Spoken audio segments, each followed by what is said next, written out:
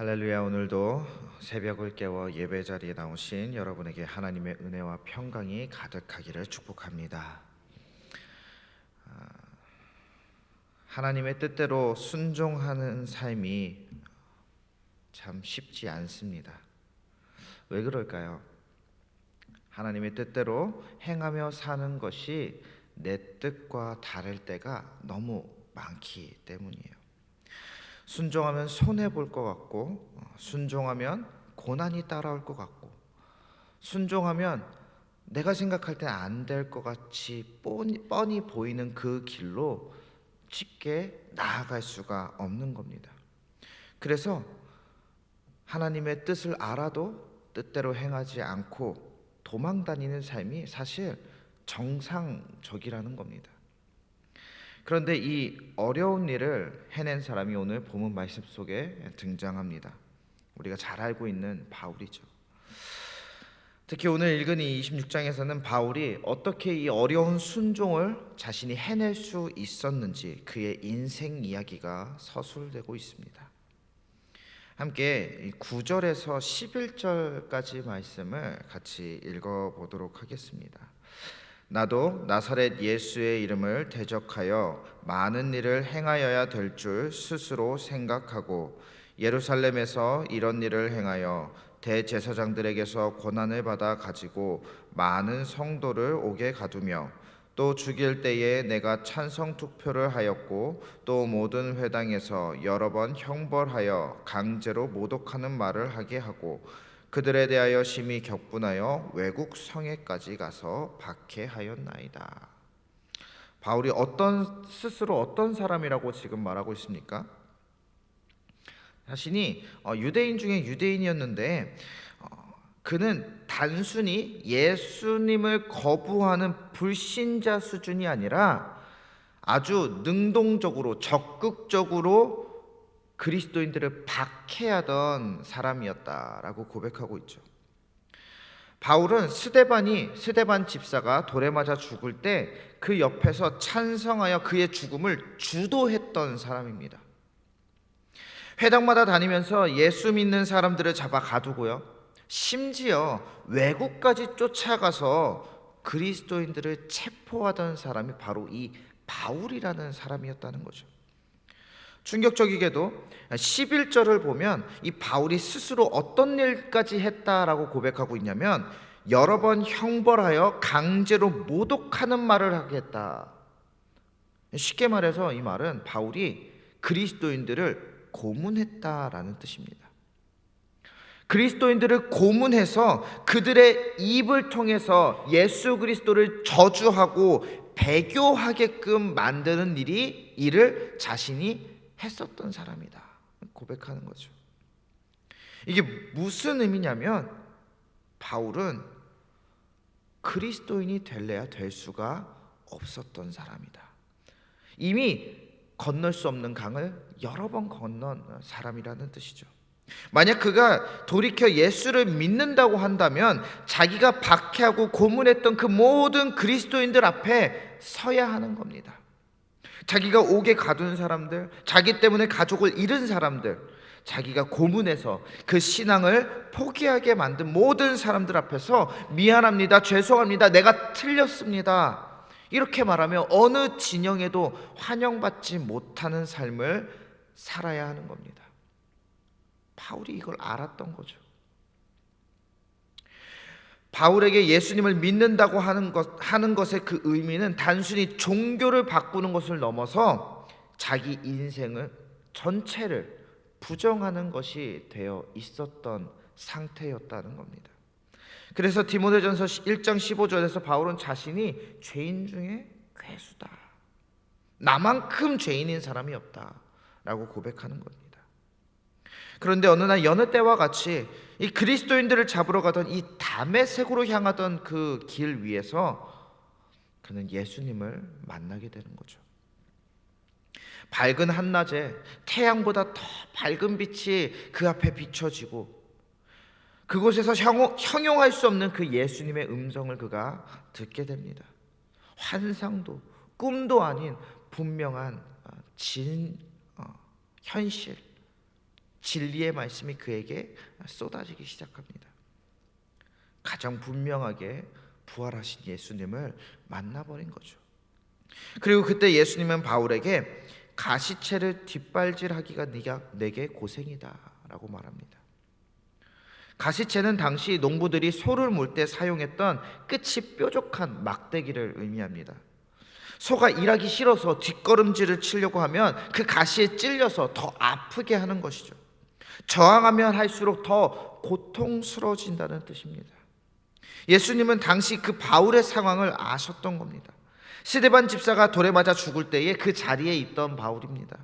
돌에 맞아 죽는 그 순간 그 얼굴에는 고통이 아닌 평안함이 자리 잡아 있었다는 것을 바울이 눈앞에서 목도했습니다.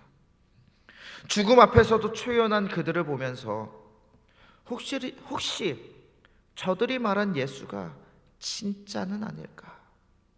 그런 의심이 왜 들지 않았겠습니까? 마음 한구석이 아마 흔들리기도 했을 겁니다.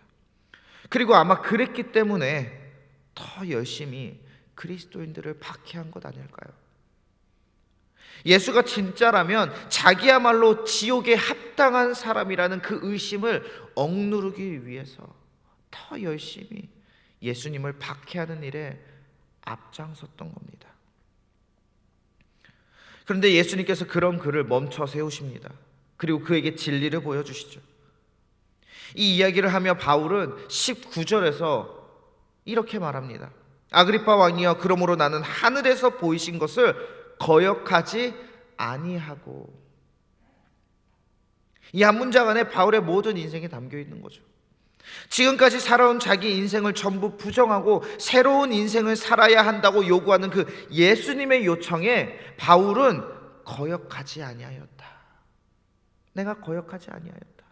거역하지 않아서 지금까지 내가 지금 당신 아그리파 왕 당신의 앞까지 서게 된 것이다 말하는 겁니다. 바울이 왜 거역하지 않았겠습니까? 그가 만난 것은 종교가 아니라 어떤 종파가 아니라 살아계신 예수님이었기 때문입니다.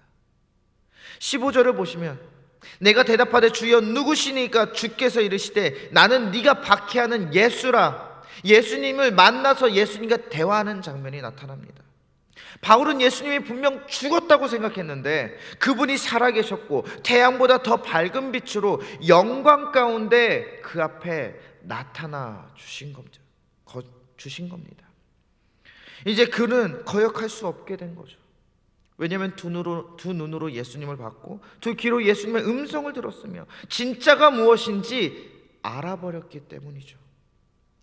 그리고 이제 16절에서 18절 말씀에 보면 바울은 자신에게 주어진 하나님의 뜻을 알게 되고 바로 그 예수님의 증인된 삶으로 살아가는 삶을 시작합니다. 그리고 이후 그 하나님의 뜻에, 예수님의 뜻에 거역하지 않은 순종한 그의 인생은 어떻게 흘러갑니까? 그 이후에 보니까 이제 형제였던 유대인들이, 자기의 동료였던 그 유대인들이 자신을 잡아 죽이려고 달려들기 시작합니다. 순종했더니 죽음의 위협이 시작됩니다. 죽을 때까지 고난 속에서 살아가는 것, 이것이 바울이 하나님의 뜻에 거역하지 않고 순종한 결과입니다. 여러분, 이게 현실이라는 겁니다. 순종하면 안 되던 일들이 잘 풀리고 인생이 평안해지는 것이 아니라 오히려 더 힘들어질 수 있다는 거죠. 온갖 고난들이 찾아온다는 겁니다. 이전에 세상과 타협하며 세상에 순종하여 살았을 때는 절대 받지 않았던 그 고난들이 예수님께 순종하자 찾아오기 시작한다는 겁니다.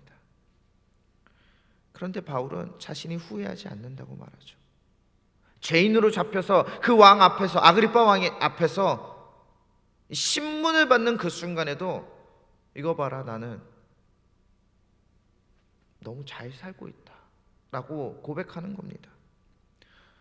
오히려 디모데후서 4장 7절에 보니까 바울이 어떻게 고백하냐면 나는 선한 싸움을 싸우고 나의 달려갈 길을 마치고 믿음을 지켰으니 라고 고백하죠. 자신의 그 고된 인생이 선한 싸움을 했던 정말 가치 있는 일이었다고 고백하는 겁니다. 그렇다면 우리는 어떤가요? 바울은 부활하신 예수님을 만났죠. 그리고 그에게 거역하지 않고 절대 편해질 수 없는 그 고난의 삶으로 들어갔습니다. 진짜가 무엇인지 알아버렸기 때문이에요. 그러면 우리는 똑같이 예수님을 만나고 똑같이 예수님을 믿는데 과연 그 예수님께 순종하고 있느냐라는 겁니다. 정말 그 고난을 감수하고 있느냐, 정말 하나님께 거역하지 않고 살아가고 있느냐라는 겁니다. 혹시 계속 계산기를 두드리면서 내가 할 수 있는 만큼만 순종하겠다고 말하며 적당히 타협하는 삶을 살아가고 있지는 않은가? 하나님께서는 용서하라고 하셨는데 그 사람이 먼저 사과해야 내가 용서하죠 라고 하고 있지는 않은지, 하나님께서는 나에게 나누라 하셨는데 내 형편도 어려운데 누구에게 나눕니까? 하나님께서는 전하라고 하셨는데 사람들이 뭐라고 합니다. 복음 전했더니 사람들이 질타합니다 라고 두려워하며 아무것도 안 하고 있지는 않은지. 바울을 보십시오. 그가 특별한 사람이었습니까? 사실 그는 예수님을 만나기 전까지는 특별한 사람이라기보단 특별한 죄인이었습니다. 우리보다 더 심한 죄인이었죠. 그런데 그는 자신을 살릴 수도 죽일 수도 있는 그 권한을 가진 아그리빠 왕 앞에서 자신이 가르치는 복음이 얼마나 귀한 것인지, 그래서 자신의 인생이 어떻게 바뀌었고 내가 얼마나 가치 있는 인생을 살아가고 있는지 담대하고 자랑스럽게 이 왕에게 전하고 있습니다. 그 모든 고통 속에서도 자신은 타협하지 않고 예수님의 뜻에 그대로 순종할 수 있었던 것이 오히려 은혜이고 이것이 오히려 복이라는 사실을 그 모든 사람 앞에서 전하고 있는 겁니다. 우리가 마지막 순간 우리가 마주하는 사람들 앞에서 이렇게 고백할 수 있어야 하지 않겠습니까? 비록 쉽지 않은 일이었지만 오직 주님 의지하고요 내가 순종했고 그랬기에 내 인생은 실패가 아닌 가치 있는 성공한 인생이었다라고 우리도 고백할 수 있어야 하지 않을까요? 믿음의 선한 싸움을 싸우고 나의 달려갈 길을 마치고 나는 믿음을 지켰다, 이렇게 고백할 수 있기를 바랍니다. 이 고백이 바울의 고백이 아니라 바로 우리 모두의 고백이 되기를 바랍니다. 그 길이 비록 고되고 괴로울지언정 그 길이 무엇보다 가치 있는 것임을 고백하며 순종하기를 원합니다. 그리고 그러기 위해서 오늘 내가 버려야 하는 것, 오늘 내가 바꿔야 하는 것, 오늘 내가 행해야 하는 것이 무엇인지를 분별하고 또 실행하는 우리 모두가 되기를 주님의 이름으로 축원합니다. 기도하겠습니다. 거룩하신 주님, 오늘도 이 아침 주님 앞에 고개 숙여 기도합니다. 우리가 주님의 뜻을 알면서도 거역했던 순간들이 너무도 많았습니다. 계산기를 두드리며 내가 할 수 있는 만큼만 순종하겠다고 적당히 타협하던 순간들이 너무도 많았습니다. 주께서 보여주신 것들을 외면하고 내가 편한 길로만 살려고 했습니다. 아버지 하나님, 그런 연약하고 악한 우리를 용서하여 주시옵소서. 이제 바울처럼 거역하지 않는 삶을 살기로 결단하기를 원하오니 주님, 우리에게 머뭇거리지 않는 그 마음을 허락하여 주시고 그 길이 고난의 길이라고 우리 눈에 보일지라도 적극적으로 순종하는 그렇게 가치 있는 삶을 살아갈 수 있도록 주님께서 인도하여 주시옵소서. 연약한 우리에게 힘을 더하여 주시고 순종의 길을 걸을 때마다 주님의 음성을 듣고 주님이 붙드시는 그 손을 경험하며 승리하게 하여 주시옵소서. 마지막 날까지 믿음의 선한 싸움을 싸우고 달려갈 길을 마치고 믿음을 지켰다 고백할 수 있도록 날마다 우리를 도와주시옵소서. 오늘도 주님께 거룩한 예물 드리는 손길들이 있습니다. 그 하나하나 기억하여 주시고 주님의 복으로 그 영혼의 목마름을 친히 채워 주시옵소서. 예수 그리스도의 이름으로 기도드립니다. 아멘.